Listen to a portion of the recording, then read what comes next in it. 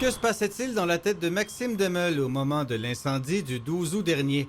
Son avocat croit qu'il n'était peut-être pas responsable de ses actes. Les échanges qu'on a eus avec notre client au moment de notre rencontre avec lui, là, précédant son arrestation, il pouvait y avoir des propos qui nous laissaient penser qu'il était pertinent de faire évaluer cet aspect-là. L'homme de 26 ans a comparu vendredi dernier sous diverses accusations, dont celle d'avoir causé des dommages par le feu à 2 propriétés de la rue Banff et de possession de matières incendiaires. L'enquête de la SQ avait rapidement conclu à un incendie criminel. 2 personnes avaient aperçu le suspect rôdant dans les alentours. Son numéro de plaque avait été communiqué aux policiers. Demeule n'aurait aucun lien avec les propriétaires des chalets.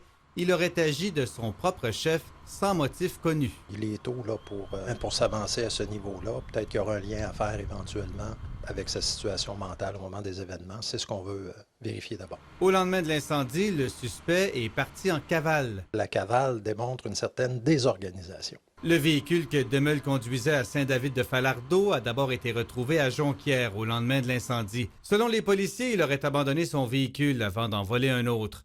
Ce véhicule volé a été retrouvé à Coteau-du-Lac, en Montérégie, à 530 km de Jonquière. Le suspect se sera ensuite rendu à Montréal avant de revenir en région. Son état mental n'implique pas nécessairement une incapacité à prendre certaines actions et à poser certains gestes.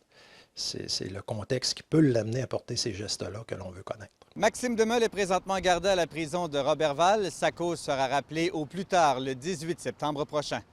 Jean Houle, TVA Nouvelles, Saguenay.